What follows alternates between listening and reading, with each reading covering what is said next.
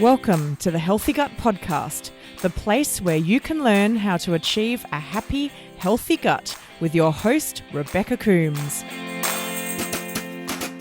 Welcome to episode 10 of the Healthy Gut Podcast, and today we're joined by Dr. Ilana Gurevich.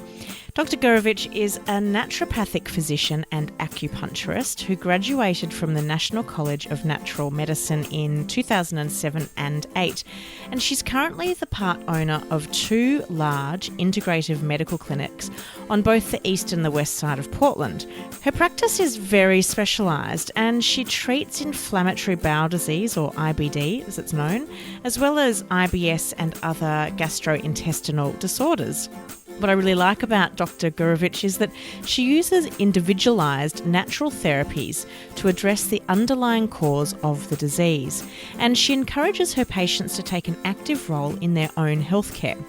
Dr. Gorovich relies on a variety of natural modalities, including Chinese and Western herbal medicine, acupuncture, nutritional supplements, homeopathy, hydrotherapy, and dietary education.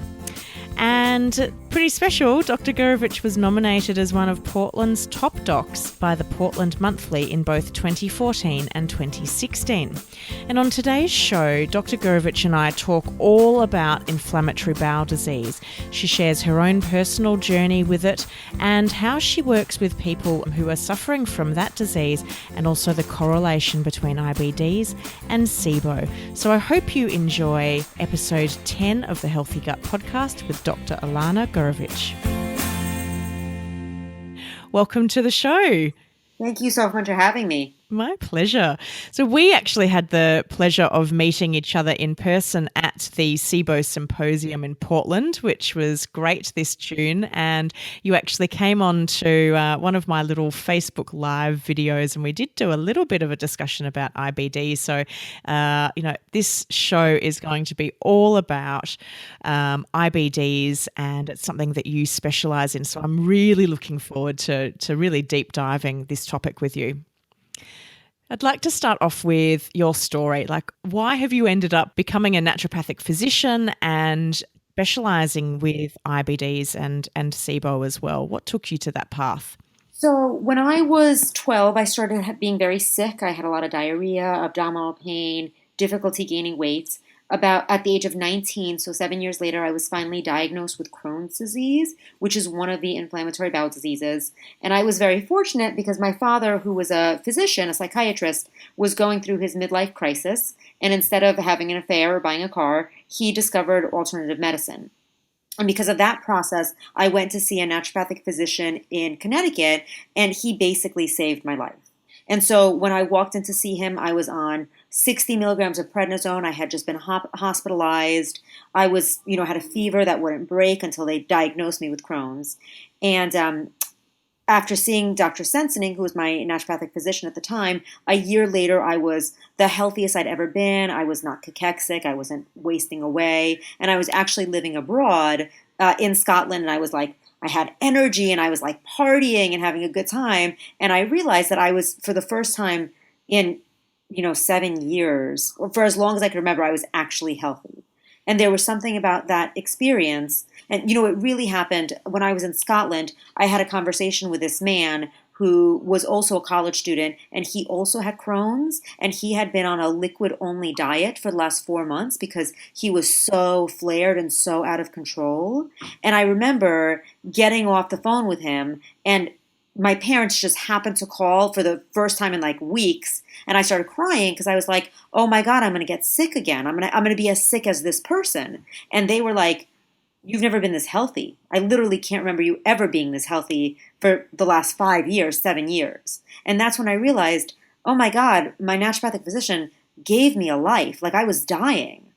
And it was because of that. I remember I came back from Scotland and from traveling abroad in college, and all of a sudden I knew exactly what I was going to do. And I had no idea what I was going to do before then. Wonderful. And it so often seems to be the case where it's because of a person's own journey that leads them to doing something with a career to help others. I am so grateful for it. The hardest time of my life. I was the sickest I'd ever been. But if it wasn't for that experience, I don't think I would fully understand the power that naturopathic medicine has to help people get well.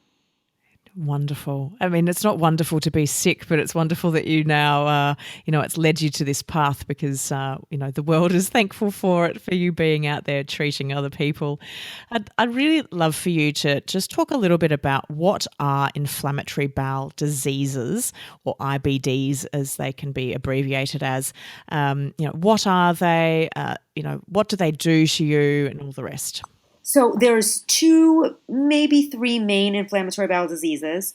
The first is Crohn's disease. Crohn's disease is an inflammation that can happen anywhere in your digestive system. So as high as your mouth, as low as your rectum, and everywhere in the middle. Crohn's disease also doesn't have to be relegated to one area. If you're looking at some imaging of a Crohn's disease bowel, what you'll see is what they call skip lesions. And so there are, you can have parts of your large bowel affected and parts of your small bowel affected and parts of your stomach affected. So it really is a disease that can affect the entire digestive tract. The majority of Crohn's patients are affected at the bottom of their small bowel, in an area called the terminal ileum, and their large bowel. The other big inflammatory bowel disease is ulcerative colitis. Ulcerative colitis is just limited to the colon. Ulcerative colitis, it will start at the rectum and then go its way up through the bowel, and it will never go into the small bowel. It will only be in the large bowel. Recently, however, a lot of ulcerative colitis patients who are not progressing on treatments, they often suspect that it's Crohn's disease as well. And then the other one, celiac disease, is another inflammatory bowel disease. That one is very specified about having a gluten sensitivity or a gluten allergy. And then there's a new one that's coming around called microscopic colitis. Microscopic colitis is when you do a colonoscopy and the colon looks completely normal, but then when you do biopsies of the colon and you look at it under a microscope, all of a sudden you're finding microscopic inflammation. And that is a relatively new condition or is being diagnosed much more widely. And what do these conditions do to you? It doesn't sound like it's much fun at all to have that digestive tract inflamed and compromised, which is what is caused with these diseases. So if you have ulcerative colitis, the majority of symptoms are rectal bleeding and rectal pain. Those patients can have upwards of 20 bowel movements a day, very loose, and lots of blood. Crohn's disease is a little bit more notorious for having pain. Crohn's disease also has a lot of malabsorption, which means that you can't, because your small bowel, where the majority of Crohn's is all about, that part of your intestine is all about absorbing nutrients. And so if you have an inflammatory process in the small bowel that absorbs nutrients, you end up malnourished. And so a lot of Crohn's patients, their biggest complaint is pain. And do you find that there's, one inflammatory bowel disease over another that's more prevalent or more common, or are they about the same? I think it's a good question. I don't have the statistic off the top of my head, but I think they're relatively more similar. It's easier to diagnose ulcerative colitis because you can do it with a colonoscopy. If you have a disease in the small bowel and it's not just the bottom part of the small bowel, you have to have other means to find it. And what happens a lot of times with inflammatory bowel diseases is that they take a long time to get diagnosed because, they don't want to put you through invasive testing and they're always trying to put the blame on something else. Oh, it's an allergy, or, oh, you're just tired, or blah, blah, blah. So it does often take multiple gastrointestinal visits before they'll get diagnosed, especially with kids. And what can these diseases do to you? You've mentioned that there can be malabsorption, but can they lead to anything more sinister? 100% you have an increased likelihood of having colon cancer if you have an inflammatory bowel disease. Really, the quality of life when you are an inflammatory bowel disease patient in a big flare is terrible. Terrible. I mean, you literally, your whole life is taken over by worrying about your intestines. And, a lot of people, at least in my practice, are always trying to control it only with food. And it's almost maddening for them because sometimes food does an amazing job of controlling inflammatory bowel disease. And other times it does nothing. But, these patients will restrict themselves to death because they're hoping for any type of control. And what are the signs and symptoms of these diseases? You've talked about rectal bleeding with ulcerative colitis. if someone suspects that they have something like Crohn's, what are some of the symptoms that they might be feeling? Abdominal pain, inability to gain weight, diarrhea. There's a small subset of Crohn's with constipation. Anemias definitely happen. Fatigue is a big one. Sometimes dizziness if they're not absorbing their iron. It's really poor quality of life. Yeah. And some of those symptoms sound very similar to SIBO, which, people that are listening to this podcast, either have SIBO or have an interest in SIBO. So how can one tell the difference between a condition like SIBO and Crohn's? Is it literally that you just need to do the tests? So that's a very tricky question. The first SIBO symposium, which was, I think, 2011 or 2012, I presented a case on inflammatory bowel disease and SIBO, she was an inflammatory bowel disease patient, and it turned out we did everything to try to control her inflammatory bowel disease, and nothing worked. And then we tested her for SIBO. And finally, we were able to get her into complete control just by treating her SIBO. And then when I presented this last time in 2016, again, I presented about inflammatory bowel disease and SIBO. And now, all of a sudden, there's this preponderance of studies that is finding that there's actually a huge correlation between SIBO and inflammatory bowel disease. Also, a study was just released, I think 2 weeks ago, that linked Crohn's disease to 3 different bugs, 1 fungus and 2 bacteria, and their overgrowth within a Crohn's GI. So the answer is we are now starting to realize how much SIBO and inflammatory bowel disease have in common.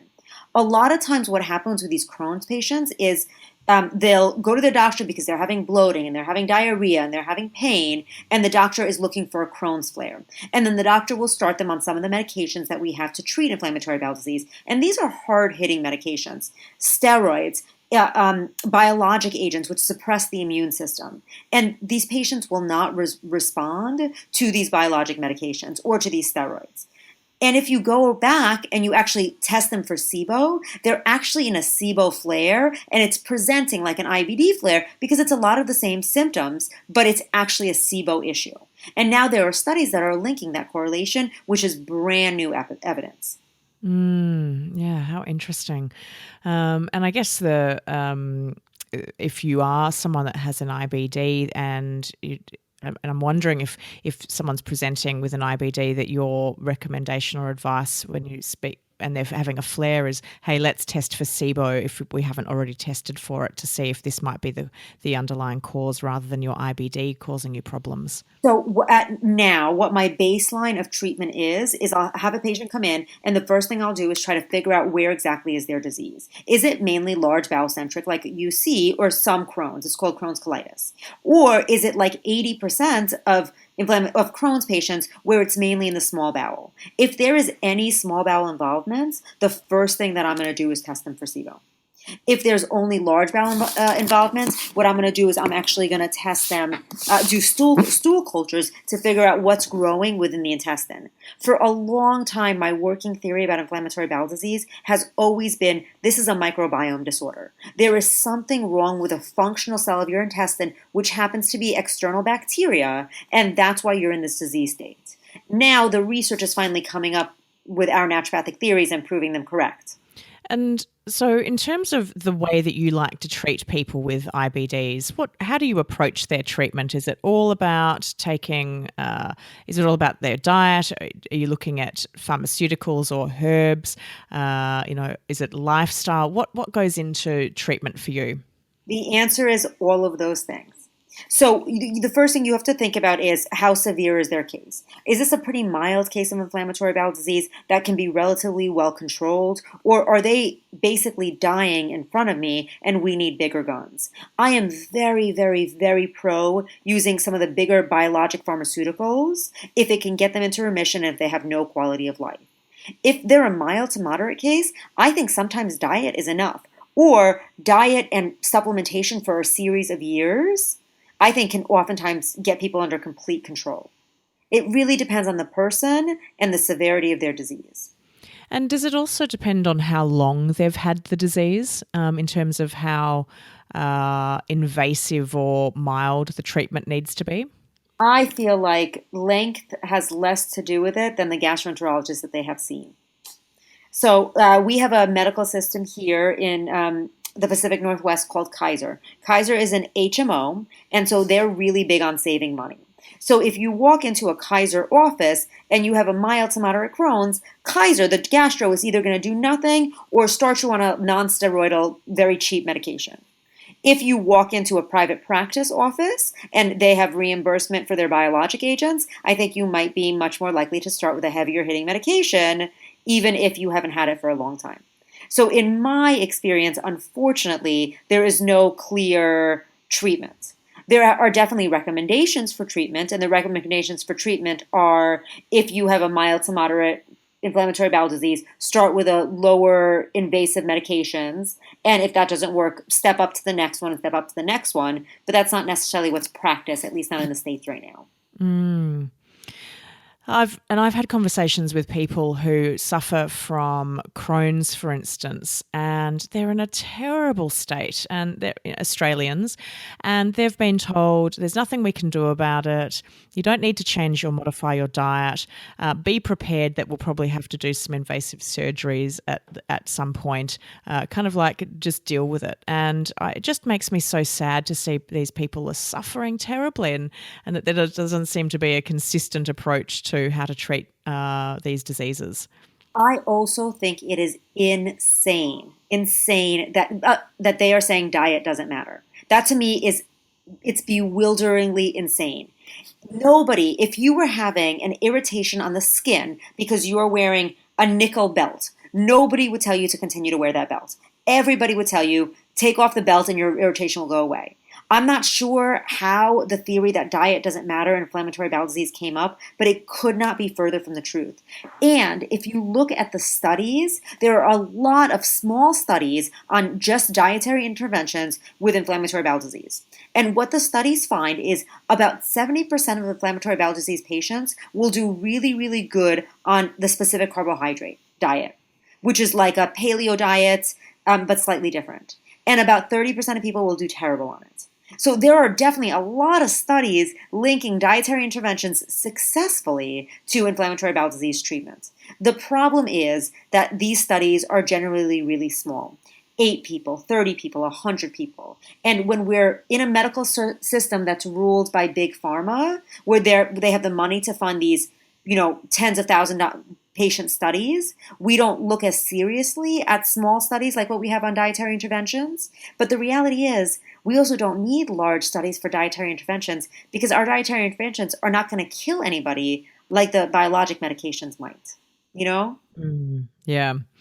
And what type of dietary modifications do you find work well with your patients? So generally where I start is with a diet called the specific carbohydrate diet.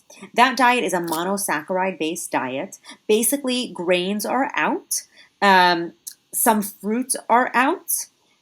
Sugars are out. Honey's okay. Mainly it's a meat and vegetable-based diet. Homemade yogurt is a big part of that diet as well. But if you're going to do any dairy, it has to be aged. So there's no lactose or sugar still in there. The theory of that diet is very based on putting the right branching of sugars into your body and taking away things that we know to irritate, like raw veggies, veggies with seeds, veggies with skins. All of that is not able to stay in the diet because it just is an irritant, at least initially.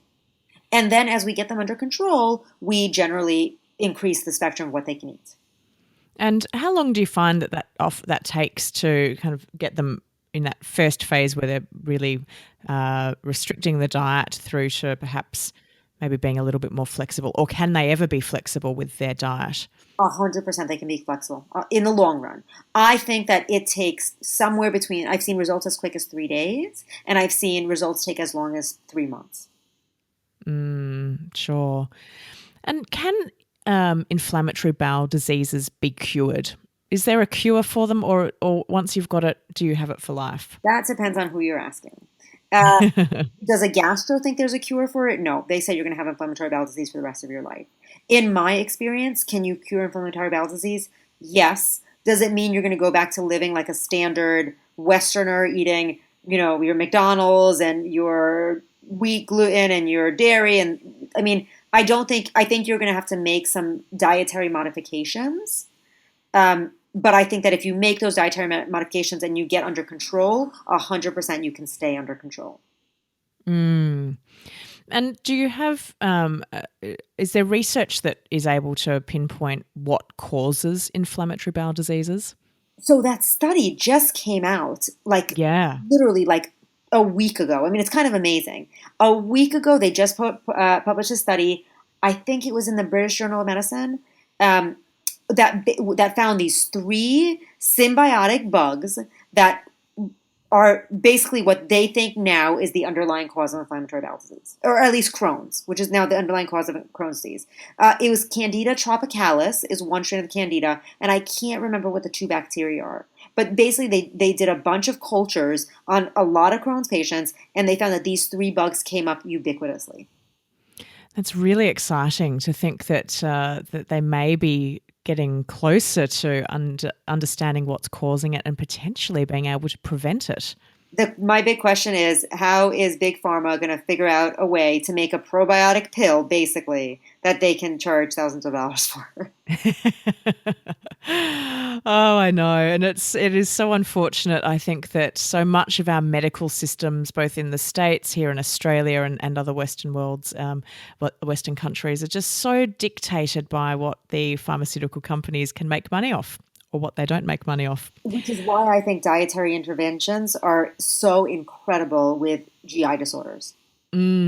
Definitely. And even just from a symptomatic control perspective, that modifying one's diet, if you can get your symptoms under control, it may not be necessarily changing the core root of what's going on, but if you can feel better, you're going to be so much more likely to be willing and able to do more, to focus more on improving your health and moving forward, rather than, no one wants to be kind of housebound or bathroom bound because they're just suffering so terribly from their condition.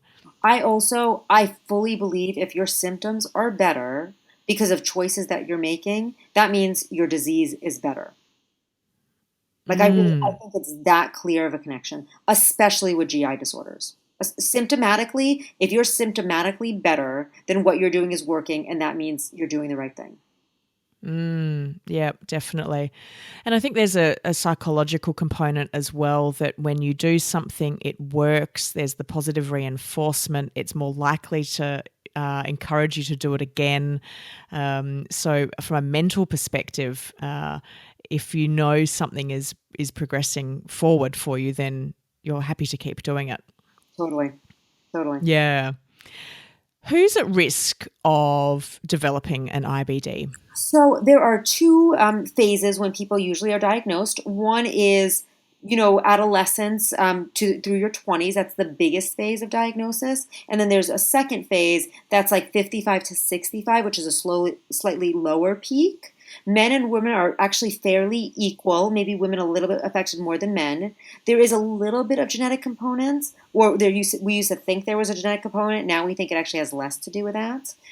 So like Ashkenazi Jews are one. I personally think, my theory has always been, if you have a history of lots of antibiotic use, that's a likelihood for getting Crohn's because you're changing your microbiome.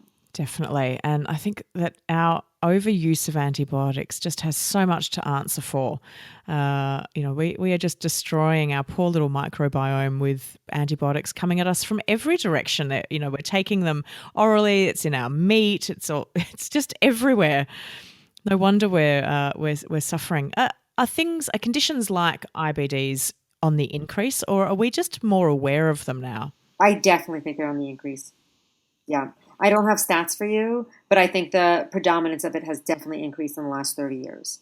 And with these two groups of people, when you see that you either get diagnosed with it in your teens or when you're in your 60s, are the diseases the same, or are they presenting differently depending on what age you are when it presents? So I think that if you get it, if you're older, it's usually a lot slower growing and it's a lot less likely to be virulent. Like you're a lot less likely to have an obstruction. Symptomatic, and also I definitely have a subset of patients who got diagnosed at 50 to 60, mainly because that's the recommendation to get your initial colonoscopy, and they find it just randomly on colonoscopy. So I think if you're Mm. younger, it's going to be, they're finding it that nobody does colonoscopies on younger patients, so you're doing really bad and they're really looking for it. Do you find as well that males or females are more likely to do something about it than the other? Like, are women more likely to do something about their condition than men, or do you see that there's kind of an equal spread of both women and men coming through your practice? I think that women, by their nature, are more in tune with their bodies and more likely to act on it. Mm. That's been my experience. And if you leave it unchecked and you just, if you're that person who's listening to this podcast who's saying, oh gosh, yeah, some of those symptoms sound like me, but I just thought that was just life, you know, and I know you've said that you're at much greater risk of ending up with colon cancer. Along with that, are there any things that you can be doing to yourself that are making you worse by just putting your head in the sand and ignoring it? So all of those nutrient deficiencies could be very serious. Anemia, for one, could be extraordinarily serious. So if you're having rectal bleeding, if rectal bleeding is happening higher up in the intestines, it's not going to look like frank red blood. It's going to look like coffee grinds in your stool. And so if you're having bleeding, you might not even see that you're bleeding. So anemia is very serious. B12 deficiency is very serious. If you're not absorbing your minerals and your vitamins, then what's happening is minerals and vitamins are basically enzymes that work in the body. So what that means is your body has a trillion different functions that happens every second. And the cofactors or the enzymes are the things that make that process go. So it's like you can't just open the door, you have to put the key in the door, turn the knob to open it.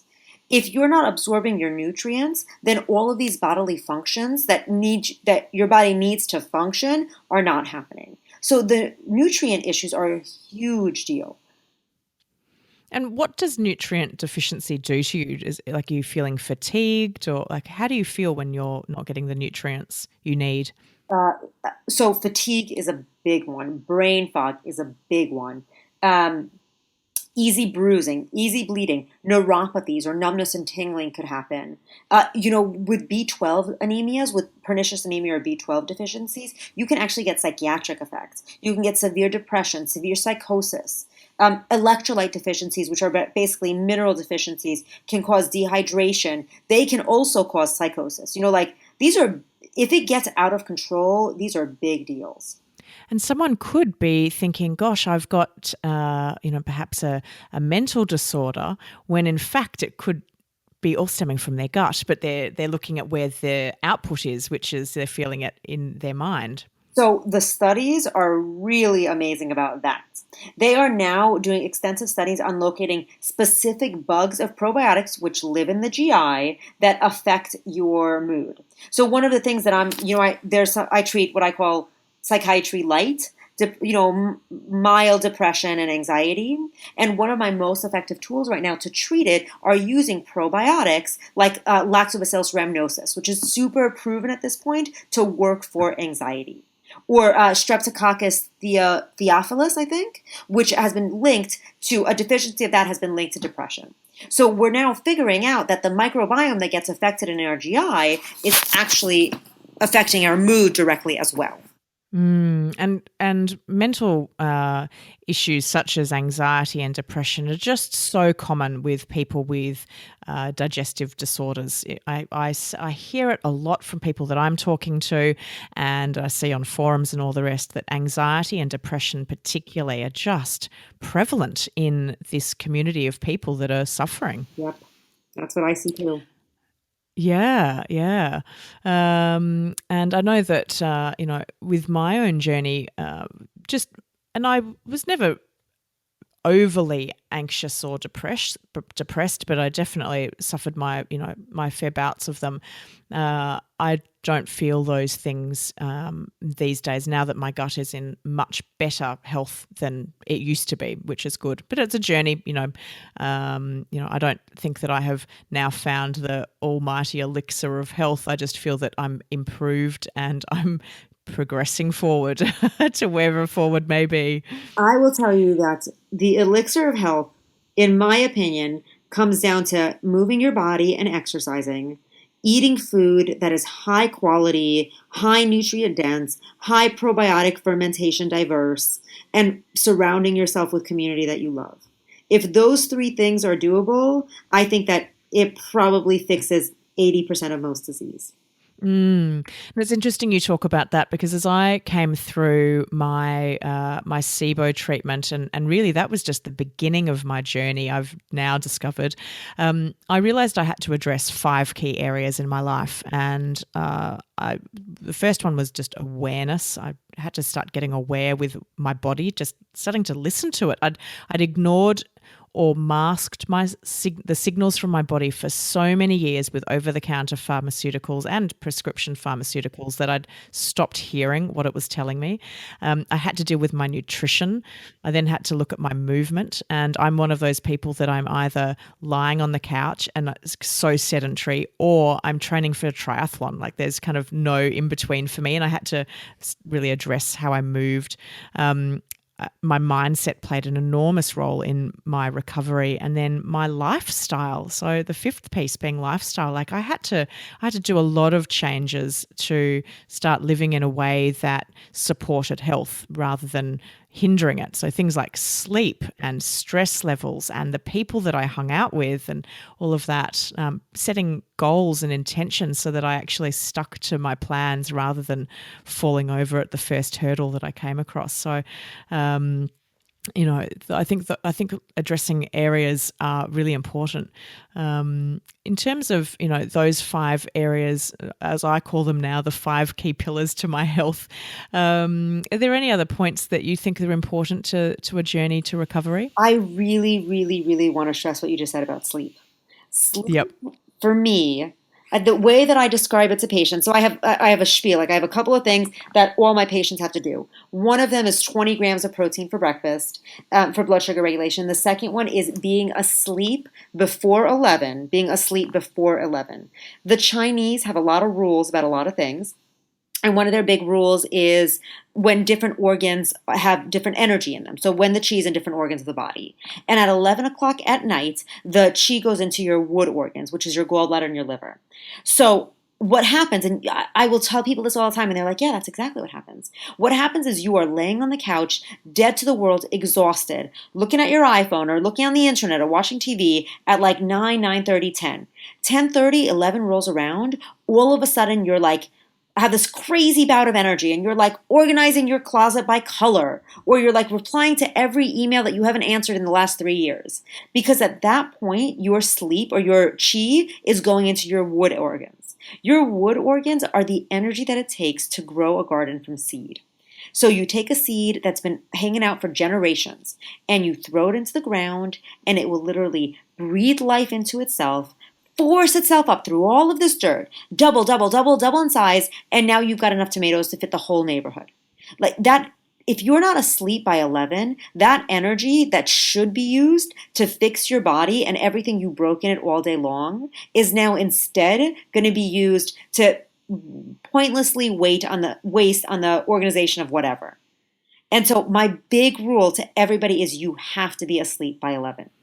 I am laughing as you're saying that, because I, in the past, have been so guilty of that person at 11 o'clock at night, just like almost manically doing things where I'm like, I'm going to do this and I'm doing that. And then 2 a.m. rolls around and I'm like, I'm so tired. And 7 a.m. when I wake up rolls around and I'm exhausted. So sleep for me is the eternal process in terms of me working on getting myself to bed early, because I am such a night owl by nature. So if you're working with somebody like me who is notoriously up to midnight, 1 a.m., 2 a.m., how do you get them to then change their habits to get into bed and asleep before 11 p.m.? So do you know what my patients always say? They say, I was on the phone texting somebody and I was like, Dr. Gurevich is going to be mad at me because I'm not asleep yet. I grain it into them so hard. I mean, if you're asleep before 11, you wake up the next day and really the world is filled with butterflies and rainbows and flowers. You just feel so much more alive. And if you don't, if you're up till 1, 2, so wood time is 11 to 1 in the gallbladder, 1 to 3 in the liver. If you're going to bed at 2 or 3 in the morning and then you're waking up at 7, you know you are dragging the entire beginning of the day. You are not even getting going until 4 or 5 in the afternoon. And it's that awareness to your body and listening to what your body wants you to be doing that allows you to stay the habit of being in bed at a regular time. I find that since changing my sleep patterns and really, really focusing on getting into bed, I now set alarms that start going off at 10 p.m. so that it's my reminder, like, Rebecca, go to bed, and so that I can get ready for bed, get into bed, read for a little bit, lights off, and hopefully the plan is that I'm asleep by 11. And on the occasion now that I'm up later than 11, I really feel it, and it's a really interesting experience for me because I never went to bed before 11 back in the day, and now I really focus on being in bed early. So it's interesting. It's really interesting to now just have that awareness piece. Like, I feel it in my body. I feel my body saying, hey, we don't want to be doing this. We want to be asleep. We feel so much better when we're asleep. I love that idea about setting alarms. I'm going to use that with my patients. I love that idea of reminding them. Yeah. But your body that's how your body is supposed to be hydrated. Your body is supposed to sleep when it's dark, and your body's supposed to eat quality food. It is, and it feels so much better when you do it. Yep, I agree. When I travel, or if I'm away with work or something like that, and I don't eat the food that I normally eat. So my food these days is really, I focus on getting the best quality nutrition I can. So I buy these beautiful organic vegetables and fruits. I choose pasture-fed meats. I choose good quality seafood, good quality dairy, which I can tolerate a small amount of that. So everything is really high quality. I do pay for it, but I'm not spending any money on junk food. I just don't buy any junk at all. But on the occasion where I'm not in my own kitchen and I'm away from home, my gosh, I really feel the difference in how my body feels when my nutrition changes. And when if I've eaten out or somebody's cooked for me and they've used more processed food, wow, like instantly I can feel the difference that makes. And I never felt that before because my day-to-day previously was what I thought was very healthy, but I was using, foods. I was buying a lot of food from the supermarket. It had been made in labs or, big food production lines. It came from packets, whereas now there's virtually nothing in a packet in my food consumption.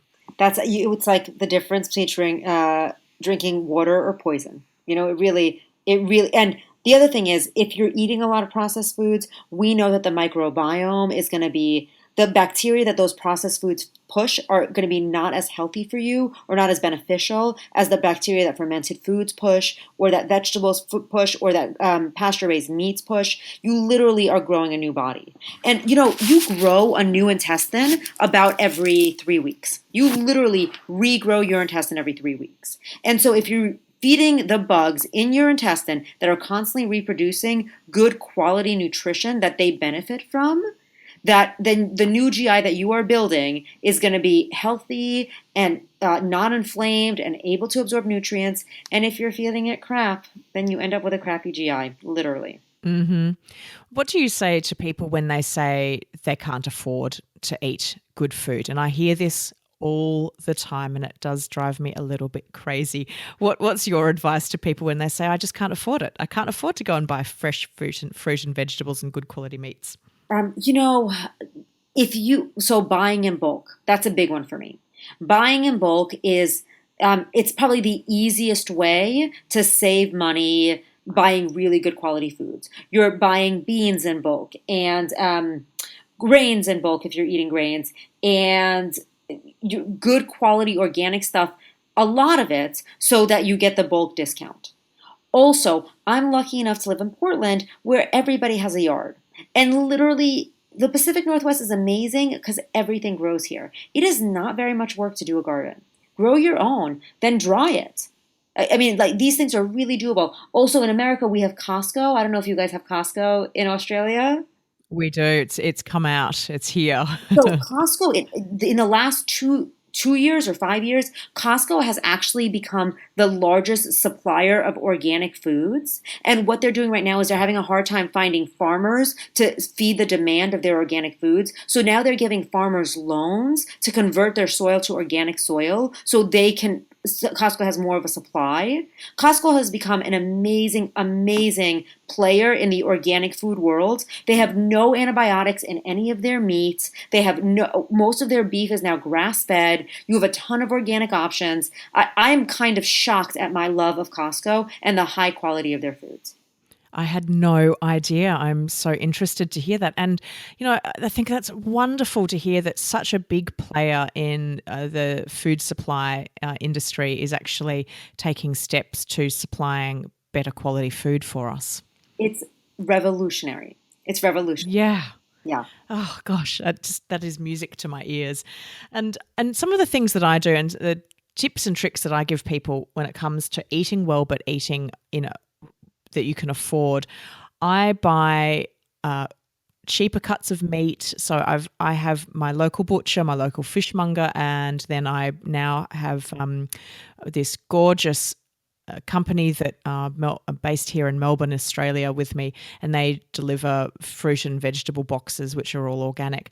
And I've actually done a comparison and buying my vegetables from the supermarket versus buying a box of their produce. The supermarket produce is actually more expensive and it doesn't taste nearly as good and it doesn't last as long. And quite often when I cut open something, I might cut open a red pepper and it's all moldy on the inside from the supermarket. But the organic produce is just gorgeous. But I also do bulk cooking. So I'll get cheaper cuts of meat that need to be slow cooked and I'll pop them in a pot with a bunch of vegetables, slow cook it. Then I divide it up, put it in the freezer. I've got really easy, quick meals for those nights where I'm busy running around. And I know that all the ingredients in it are quality ingredients and then I don't have to grab for things. I don't have to get takeout or make bad food choices because I've already prepared my food. So that's a way that I keep my food costs down and much more affordable and still eat very good quality produce. I also, at this point, my family buys a quarter of a cow that's 100% pasture raised, and that's the red meat that we eat all year. I never eat red meat if I'm in a restaurant. I just don't trust the quality of their beef. But we will eat a quarter of a cow, which actually ends up, all the cuts are about the same, and they're pretty cheap. You just have to buy it all up front and have a chest freezer. Yeah, you definitely need a chest freezer. And that's one of my goals. I don't have the space for a chest freezer at the moment, but that is one of my goals is to do that, buy a big side of animal and then that's my meat. And I know the farmer, I know where it's come from. Before I got diagnosed with SIBO, I spent 12 months working with the RSPCA, which is Australia's leading animal welfare charity. And I remember talking to the head inspector there about what she did in terms of buying ethically raised and humane animal products, because you become very aware of animals once you've worked in an association or organisation like RSPCA, and she does that. So she said, I go to the farm and I meet the farmer and I see how their cattle are raised and I build a relationship with them, and then I buy half a cow or half a lamb, half a pig, and that's my meat. So for those that can do it, do it. It's also so delicious. It's like, I mean, Yeah. 100% grass-fed animal that was fed a diversity of grass. Oh my God, it's like the most delicious meat I literally cannot eat meat if it's not coming out of my freezer. It's that much of a difference. Mm. It really does show the difference at this point in time between Australia and the US. In Australia, yes, there are some grain-fed cattle, but we have great access to amazing cattle that has been pasture-fed and finished here. And we are very lucky to have such good quality meat with the red meat that we eat anyway. And, our neighbours across the ditch in New Zealand produce amazing lamb as well. So we're pretty spoilt here. And when I do come to the States, I really notice the difference in the quality of the animal proteins. It's very, very different for my palate because I'm just not used to eating grain-fed produce. That's amazing. You should be so grateful. I did a bicycle trip, 2,600 miles. Me and my husband biked 5 years ago, and we were biking through cattle country in the U.S. And we would see these cattle, and they were sick. They had abscesses and oozing wounds, and there was barely any grass. I mean, it was awful. And when you have sick animals and you eat sick animals, you get sick. Yeah, we're lucky here. We've got a lot of land mass, and there's not many of us. There's only about 21 million on this huge land of ours. So we've got a long way to go before. Hopefully, we never get there.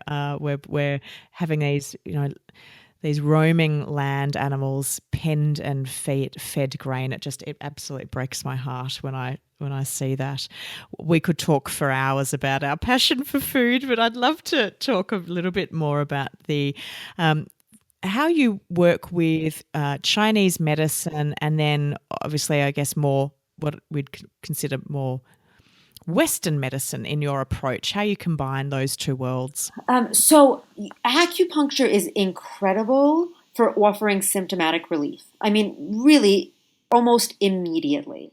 And so I use a lot of acupuncture. Almost every single one of my patients get needles put in because it will make them feel better. It will make them feel more relaxed for one, but it can decrease that pressure and that spasm quality to their pain that they suffer from in their GI. Also, it can help them build blood. Really, for symptomatic relief, acupuncture is amazing.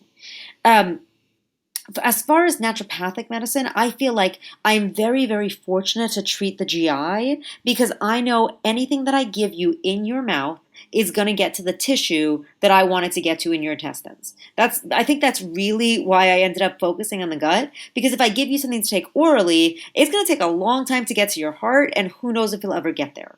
But whatever I give you orally into your mouth, I know is going to go to the organ that I'm trying to treat. And so I do a lot of anti-inflammatory medicines, probiotics, herbs, and they're able to get exactly where I want to go. The other thing that I use a lot of is actually ozone. Do you know about ozone at all? No, I haven't heard of that. Ozone is it's a gas. So the way that ozone is made is we take an oxygen tank and we run it through an ozonator, which is basically electrocuting those oxygens and breaking down their bonds. So an oxygen is a very stable molecule at O2, right? If we electrocute it, then what happens is we are breaking up those bonds, and about 15 to 20% of that gas will reform in O3. So 3 oxygens bound together instead of 2. The analogy that I always use is it's a husband, a wife, and the girlfriend. Nobody's happy in that situation. And so what happens is if you introduce ozone rectally to a patient that's having a lot of inflammation, what's happening in their body is that inflammatory state is shooting off a bunch of reactive oxygen species, also called free radicals, and that's an O1. That's causing an inflammatory cascade locally on the tissue of the intestines because that single oxygen is also trying to bond, right? It also wants to be in a stable O2 bond. So if you introduce ozone rectally into a patient who has a Crohn's flare or a UC flare that's pretty active, that reactive oxygen species will bond with that third ozone and everybody gets happy.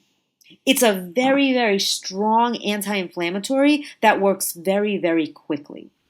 That's really interesting. I haven't heard of that. I don't know. I'd have to go and do some research to see if that's even available in Australia. I would be surprised if it wasn't. I just don't think it's very broadcast. Yeah, and quite often is the case that you don't know of these things until you go actively looking for them. But there are definitely treatment options that aren't available in Australia that are commonly used in the US. So, Um, that being said, worth it. an ozonator is not very expensive to buy to administer yourself. So, Yeah. um, And so if you were to do it yourself, how do you do it? How does it work? basically, so what we do in the office, how we do it, is we have patients fill bags. And so, there's this bag with this really stable plastic, and they fill the bag, or we fill the bag for them, and then they go into the bathroom and they administer it rectally. So here is the problem with rectal. It's called rectal encephalation. The way your intestine works is its entire job is to push things down and out. You're trying to get a poop. And what I'm having patients do is push things in and up. So it's not going to be, the administration is not very comfortable. Usually what we see is an increased gas and increased bloating because literally I'm putting gas that's bloating them into their intestines.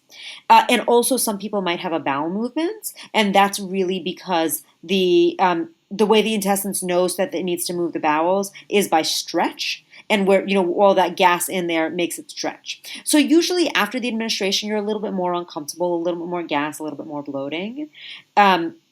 But then the next day, we see a pretty good decrease in their pain. That's so interesting. I'm going to go and do some more reading about this because I've never heard of it. Wow, that's interesting. And how long does it last? Like in terms of so you say that you see decrease in pain the following day, but does that last longer than one day? How So often do you need to administer this? it depends on the acuteness of the flare.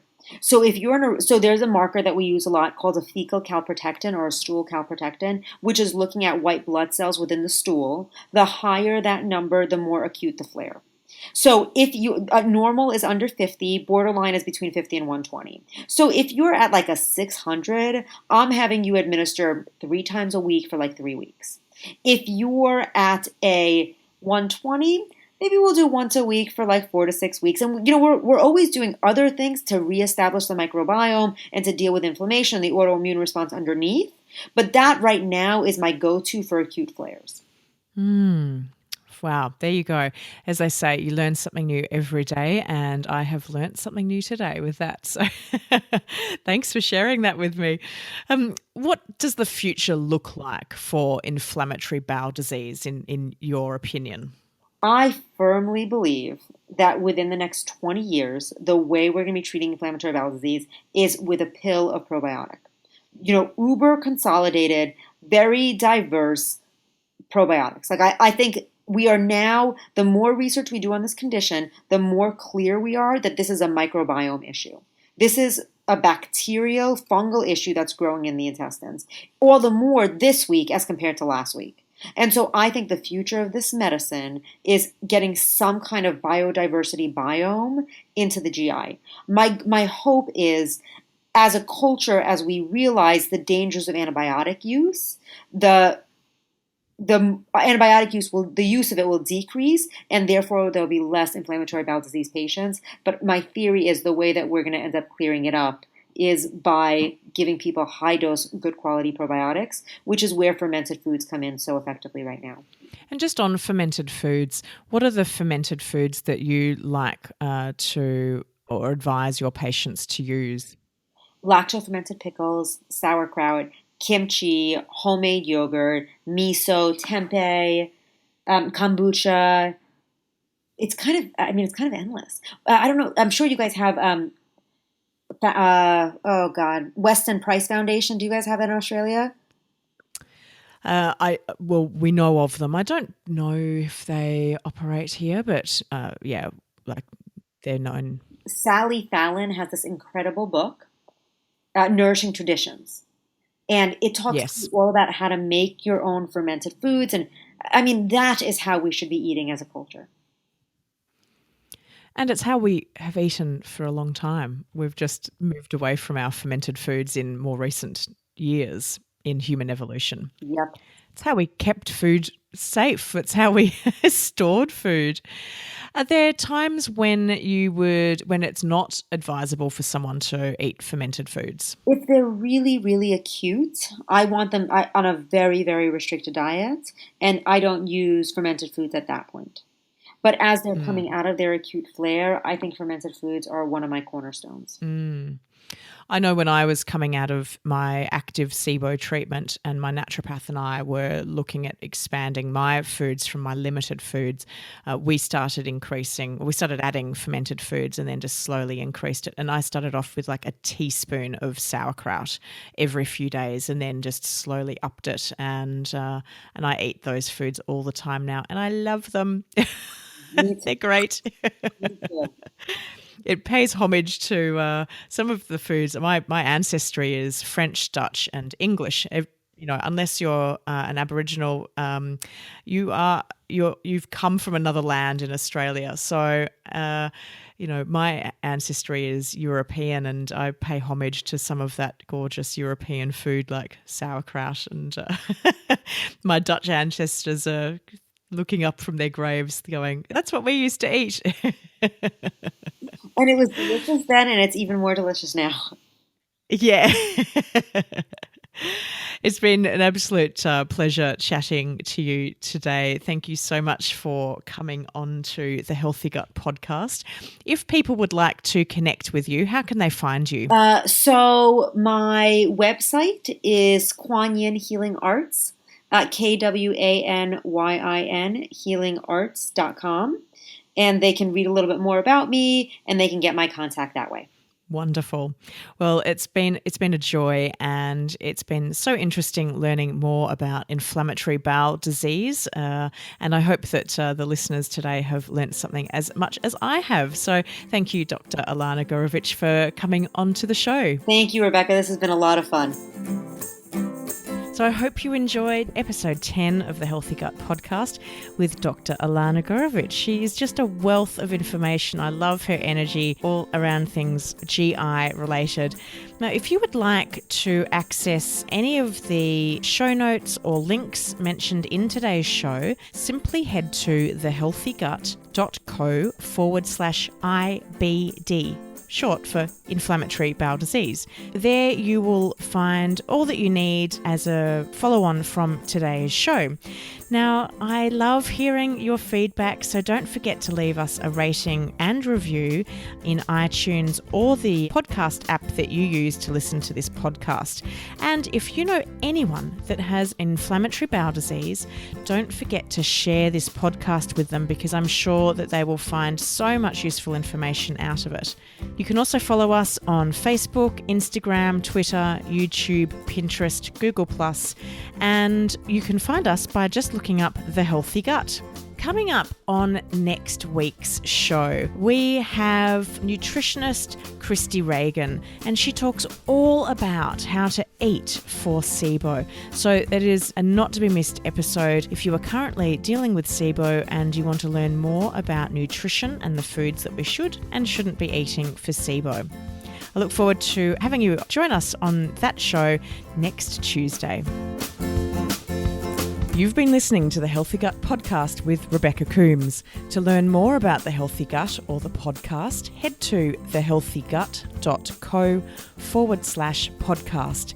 If you would like to help support the continuation of this podcast, you can make a contribution at thehealthygut.co/podcast. With thanks to Belinda Coombs for the production, editing, and original music score of this podcast.